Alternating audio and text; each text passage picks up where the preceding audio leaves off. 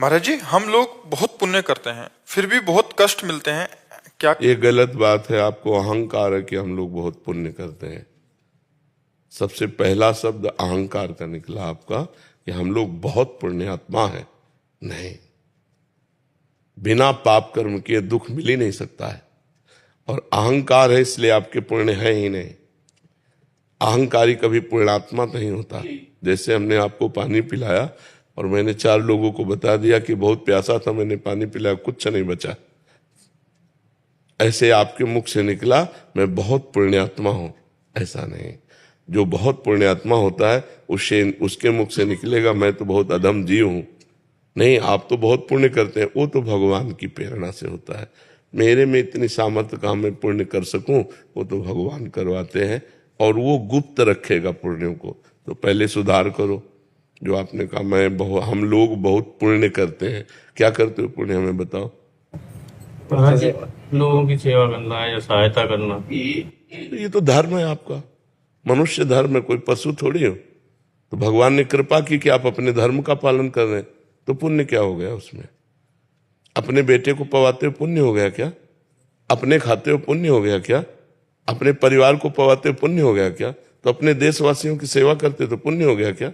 हम ऐसे देखें जैसे हम एक छोटे से घर में अपने परिवार को खवाएं पियाएं, कपड़ा लत्ता पहनाएं, दवाई कराएं, तो क्या वो पुण्य हो गया क्या? क्योंकि वो मेरा घर है, तो ये मेरा देश है। उदार चरितानम वसुधैव कुटुंबकम। हम थोड़ा अपने परिवार का बड़ा स्वरूप ले लेते हैं, पूरा भारत पूरा विश्व मेरा परिवार है, तो हम विश्व की सेवा कर रहे हैं, तो हम अपने धर्म का पालन कर रहे हैं, क्योंकि हम मनुष्य है, मनुष्य धर्म है परहित करना दूसरे का। तो हमें अहंकार भी नहीं आएगा और हमारा हृदय भी पवित्र हो जाएगा। और जो हमें दुख मिलता है वो हमारे पाप कर्म का फल होता है। जैसे अभी आप संभाल के चल रहे हो, लेकिन पीछे आपने इसी जन्म में देखो कि आपसे पाप नहीं हुए, कि आपसे गलती नहीं हुई। आप इसी जन्म के जज बन जाओ और उस गलती का परिणाम राष्ट्रीय कानून से आप ले, तो देखो आपको कितना भारी दंड मिले। जब वो दंड नहीं मिला तो भागवतिक कानून से दंड मिलेगा। फिर इस जन्म का तो अभी कुछ मिलेगा ही नहीं, ये तो पूर्व जन्म का है। आपके पूर्व पुण्यों से आपकी सद्बुद्धि है और पूर्व पापों से दुख बुद्धि है। तो हमको चाहिए कि अभी जो हमारी नई खेती है बहुत अच्छी फसल तैयार कर लें, पीछे जो हमने बोया है उसे हम भोग लेते हैं, आगे चलकर हम आनंदित हो जाएंगे। वर्तमान में भगवान का नाम जप जरूर करें। करते नाम जप, हाँ, दूसरों का परोपकार करना ये हमारा धर्म है, क्योंकि हम मनुष्य हैं, हम पशु नहीं हैं। परहित सरिस धर्म नहीं भाई। दूसरे को सुख पहुंचाना, कोई बीमार है, कोई एक्सीडेंट से परेशान स्थिति में है तो हम उसका सहयोग कर देते हैं, ये हमारा धर्म है, ये हमारा कर्तव्य है। जैसे हम अपने परिवार की सेवा करते हैं ऐसे हम अपने देश की सेवा करते हैं, तो हमें ये गर्व नहीं आएगा कि हम लोग बहुत पुण्य करते हैं। ठीक है ना? हाँ, ऐसे शब्दों से अहम पुष्ट होता है और पुण्य नष्ट होते हैं। जी। अजय मिश्रा जी, पूना, महाराष्ट्र से। राधे राधे। राधे राधे महाराज जी। गुरुदेव, मैं सभी देवताओं की पूजा करता हूँ, परंतु मेरी श्री राम जी में श्रद्धा है। मैं श्री राम जी के प्रति एकनिष्ठ होना चाहता हूँ, परंतु दूसरे देवताओं की पूजा ना करने में मन में अपराध का भाव आता है महाराज जी। ऐसे में डाल, शाखा, पत्ते, पुष्प, फल, इनकी अलग अलग पूजा करने से वृक्ष को सुख मिलेगा या मूल में जल डाल देने से? मूल में। तो ऊर्ध्व मूल मधा शाखा मश्रुत्थम प्राहुरभ्यम, भगवान ने गीता में 15वें अध्याय में कहा मैं सबका मूल हूं। भगवान से ही सब है। जा पर कृपा राम की हुई, ता पर कृपा करे सब कोई। यदि हम भगवान की आराधना करते हैं तो भगवान में असंख्य ब्रह्मांड समस्त देवी देवता सब वास करते हैं, सबकी पूजा हो जाती है। एक भगवान श्री हरि की आराधना करने से सबकी पूजा हो जाती है। तो कोई भी देवी देवता कभी भी नाराज नहीं होगा, क्योंकि भगवान ही सब देवी देवता बने हुए हैं। समझ रहे हो ना? तो यदि भगवान श्री राम के चरणों की अनन्य भाव से आराधना करते हो तो समस्त देवी देवताओं की आराधना अपने आप हो जाती है। लेकिन किसी देवी देवता की आराधना से संपूर्ण आराधना नहीं होगी, क्योंकि आप उसे एक नामधारी देवता केवल समझ रहे हैं। अगर उसमें भगवान भाव कर लो, जैसे गोस्वामी जी कह रहे हैं, जड़ चेतन जग जीव जत सकल राम में जाने। अब किसी की भी आराधना करो, भगवान श्री राम की आराधना हो रही, वो संपूर्ण आराधना है। भगवान की आराधना संपूर्ण आराधना है। भगवत भाव के द्वारा यदि कुत्ते की भी आराधना कर ली जाए तो भगवान की प्राप्ति हो जाएगी, लेकिन भाव भगवान का होना चाहिए कि इसके अंदर भी भगवान विराजमान है। तो जैसे गीता जी में भगवान ने कहा कि देवता की आराधना करने वाले देवताओं को प्राप्त होते हैं, पितरों की आराधना करने वाले पितरों को प्राप्त होते हैं, भूतों की आराधना करने वाले भूतों को प्राप्त होते हैं, और मेरी आराधना करने वाले मेरे को प्राप्त होते हैं। तो फिर सब में भगवान है, तो उनकी आराधना से भगवान को क्यों नहीं प्राप्त हुए? क्योंकि उन्होंने भगवत भाव नहीं किया। पितरों में पितर भाव किया, देवी देवताओं में देवताओं का भाव किया। तो हमें चाहिए कि हम, जैसे गोस्वामी तुलसीदास जी ने सबकी वंदना की है विनय पत्रिका में, लेकिन सबसे यही मांगा कि सिया राम के चरणों में प्रेम हो। अगर हम किसी देवी देवता की आराधना करें भी तो हम उन्हें भगवान के भाव से देखें कि भगवान इस देवी के रूप में, इस देवता के रूप में है, और उनसे वरदान यही मांगे कि हमारे इष्ट में हमें प्रीति प्राप्त हो। जिनको हमने इष्ट माना, राम श्याम शिव जो भी, उनमें हमारी प्रीति प्राप्त हो, कोई अपराध नहीं है। देवता स्वार्थी थोड़ी है। भगवान श्री राम की पूजा करने से समस्त ब्रह्मांडों की पूजा हो गई, क्योंकि भगवान ही सब रूपों में विराजमान है। जी सुदेश जी दिल्ली से। श्री हरिवंश। श्री हरिवंश महाराज जी, कर्म और भक्ति के बीच संतुलन कैसे बनाए? कर्म ही भक्ति है। जो कर्म भगवान के लिए किया जाता है वो भक्ति है, और जो कर्म भगवान से विमुख करने वाला होता है वही बंधन का कारक है। जैसे अपने पति से प्यार करना धर्म है, लेकिन पर पुरुषों की तरफ दृष्टि रखना अधर्म है। अपनी पत्नी से प्यार करना धर्म है, लेकिन पराई स्त्रियों की तरफ गंदी दृष्टि रखना अधर्म है। अपनी कमाई का धन धर्म है, दूसरे की कमाई का हड़पना अधर्म है। ऐसे हम जब देखते हैं तो जो कर्म धर्म युक्त है, जो कर्म भगवान की आज्ञा से किया जाता है वो भक्ति युक्त है, और जो कर्म भगवान से विमुख है, अधर्म है, वो भक्ति विमुख है। भक्ति युक्त और भक्ति विमुख, तो भक्ति विमुख कर्मों का त्याग कर दें और भक्ति युक्त कर्मों को करें। आपका क्या आंतरिक भाव है इस प्रश्न का? महाराज जी, यही है कि कर्म जैसे हम करते हैं तो उसी को हम भक्ति माने, या मतलब? हाँ, वही कर्म भक्ति बन जाए। जैसे आप रसोई बना रहे हो, अपने लिए बना रहे हो तो केवल कर्म है, और भगवान के लिए बना रहे हो तो भक्ति हो गया। सुंदर भोग बनाया, भगवान को अर्पित किया, पा लिया, ये भक्ति हो गई। भगवान को अर्पित किया हुआ प्रसाद और संपूर्ण रसोई सेवा, ये भक्ति बन गई। झाड़ू लगा रहे अपने घर में या भगवान के घर में? भगवान के घर में तो भक्ति हो गई, अपने घर में तो कर्म बन गया।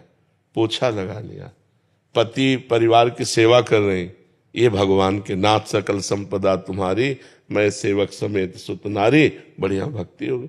भक्ति का कोई अलग ढंग नहीं है। जो कुछ आप कर रहे हो वो भगवान को अर्पित कर दो, और भगवान का नाम जब चल रहा है वही भक्ति हो गया। और भगवान से विमुख होकर बड़े से बड़ा कर्म हो, अहंकार की पुष्टता, वही कर्म बनकर तुम्हारे बंधन का कारण होगा। जब भक्ति युक्त कर्म नहीं होता तो दो प्रकार के कर्म होते हैं, एक पाप कर्म होता है, एक पुण्य कर्म होता है, एक शुभ कर्म होता है, एक अशुभ कर्म होता है। दोनों बांधने वाले होते हैं। मुक्त करने वाला भक्ति कर्म है। तो हम हर कार्य भगवान को अर्पित करें, हर कार्य भगवान के लिए करें। जैसे हमारा शौच स्नान भी भक्ति हो जाता है। अब हम जल्दी से शौच जा रहे हैं, स्नान करके इसके बाद भगवान को मंगला करनी है, नाम जप करना है, भगवान के लिए रसोई बनानी है, भगवान के लिए तो हमारा शौच स्नान भी भजन बन गया, क्योंकि हम भगवान के निमित्त कर रहे हैं। और अपने मनोरंजन के लिए नहाना और श्रृंगार करना वो कर्म बन गया, और वो भक्ति कर्म बन गया। तो समझ पा रहे हैं आप जी? अंतिमा पटेल जी, मध्य प्रदेश से। महाराज जी, आपके चरणों में कोटि कोटि प्रणाम। गुरुदेव भगवान, भाव कुभाव अनक आलसहूं को मानकर नाम जप एवं इष्ट पूजन कर रही हूँ, किंतु मन में पुनः एक भाव आता है कि भाव बिन सुनी पुकारें, मैं कभी सुनता नहीं। तो प्रभु, यदि मैं मन में कभी भाव न बन पाए तो क्या मुझे भगवत प्राप्ति होगी? हो जाएगी, क्योंकि वस्तु शक्ति अपना प्रभाव दिखाती है, भाव की अपेक्षा नहीं रखती। जैसे अग्नि में दाहिका शक्ति है, आप भाव रखो तो जला देगी, भाव न रखो तो भी जला देगी। भूल से छू जाए तो जल जाओगे, या कोई जान के छुआ दे तो जल जाओगे, क्योंकि उसमें दाहिका शक्ति है। ऐसे नाम में तारण शक्ति है। समस्त पाप का नाश करके भगवत प्राप्ति कराने की सामर्थ्य नाम में है। जो सीधा राम नहीं श्रद्धा से बोल पाते थे, मरा मरा बोले, वो भगवान के लीला चरित्र के रचयिता बन गए, वो ब्रह्म ऋषि बन गए। तो हमें नाम पर कभी अविश्वास नहीं करना चाहिए। जिस नाम को अपने पुत्र के मिश बुलाया नारायण, और अंतिम समय नारायण नाम निकलने के कारण उनको परम पद की प्राप्ति हुई। उन्होंने नारायण को नहीं पुकारा, अपने पुत्र को पुकारा आजा मिलने। तो अगर हम भगवान को जान करके राम राम हरि हरि कृष्ण कृष्ण राधा राधा बोल रहे हैं, भले हमारा भाव न लगे, पर हमारी जिह्वा के अग्रभाग पर भगवान का नाम विराजमान है, तो अहो वत्सो पश्तो गरीयान यद जिह्वाग्रे वर्तते नाम तुभ्यम। वो चांडाल भी सर्वश्रेष्ठ परम पूज्य हो जाता है जिसकी जिह्वा के अग्रभाग पर भगवान का नाम विराजमान होता है। तो हमें नाम पर पूर्ण ये श्रद्धा रखनी है कि चाहे भाव हो चाहे कुभाव हो, नाम चल रहा है तो नाम के प्रताप से भगवान की प्राप्ति निश्चित है। ये बात समझो। हमारी भावना कब बनती है? जब हमारी हृदय की मलिनता नष्ट हो जाती है। तो जब अभी हमारा हृदय मलिन है तो हम चंचल हृदय से, कुभाव से, अश्रद्धा से, मन ना लगने से नाम जप कर रहे हैं, तो यही धीरे धीरे मन लगने लगेगा, धीरे धीरे मन पवित्र होने लगेगा, धीरे धीरे भाव बनने लगेगा। और ना भी बने तो अभी हम राम बोला, हरि बोला, कृष्ण बोला, शरीर छूट गया तो हमें भगवत प्राप्ति हो जाएगी। अंतःमति सोगति, हमें बिल्कुल संशय नहीं करना चाहिए इसमें। मयंक सिंह जी। राधे महाराज जी, आपके चरणों में कोटि कोटि प्रणाम। महाराज जी, क्या भगवान शिव को मात्र ज्ञान के द्वारा ही प्राप्त किया जा सकता है? उनकी भक्ति में दास्य या सख्य जैसे भाव दशाएं लाई जा सकती हैं? लाई जा सकती हैं। क्यों? भगवान भगवान है। जब भगवान, हम श्री हरि के प्रति ऐसा कह सकते हैं, तो भगवान स्वयं शंकर जी दास्य भाव के आचार्य बन करके हनुमान जी के रूप में राम जी की सेवा कर रहे हैं कि नहीं? भगवान शंकर जी तो हैं, हनुमान जी के रूप में दास्य भाव की सेवा कर रहे हैं। श्री राम जी की प्रत्येक आज्ञा का पालन सिरोधार्य कर रहे हैं। तो राम जी रामेश्वर भगवान की स्थापना करके सेवा कर रहे हैं। भगवान शंकर को अपने स्वामी के रूप में देखें, अपने सखा के रूप में देखें, अपने प्रीतम के रूप में देखें, तो उसी भाव से हमें प्राप्त हो जाएंगे। हम जिस भाव से भगवान शंकर की आराधना करेंगे उस भाव से हमको प्राप्त हो जाएंगे। ये यथा माम प्रपद्यन्ते तास तथैव भजाम्यहम्। जो मुझे जैसे भाव से भजता है मैं उसको वैसे ही प्राप्त होता हूँ। पर प्रायः भगवान शंकर के प्रति माता पिता का भाव या स्वामी का भाव यही देखा गया है। प्रायः भगवान शिव को प्रियतम पति रूप में तो जगदम्बा जी ने भजन किया है, और प्रायः सबने माता पिता और स्वामी के रूप में भजन किया है। और सख्य, दास्य, वात्सल्य, कांता, सहचरी, ये प्रिया प्रीतम श्यामा श्याम के विषय में, या श्यामा श्याम के ही स्वरूप सिया राम के विषय में बकाया भगवान शंकर को तो जगत माता पिता या स्वामी के रूप में ही प्राय भजन किया गया है। प्रभु, जब आप कहते हैं कि संत निंदा से पुण्य क्षीण होते हैं, तब आपका आश्रय आचरण वाले संतों से होता है अथवा मात्र वेशधारी संतों से? हम कह रहे किसी की क्यों करें? हमें ठेका दिया गया है क्या किसी की निंदा करने का? भगवान ने जिसने क्षमता दी उतना ही चल पा रहा है। अब हम अपनी कसौटी पर किसको कसे? हम अपने को कसे। तेरे भावे जो करे भलो बुरो संसार, नारायण तू बैठ के अपनो भवन बुहार।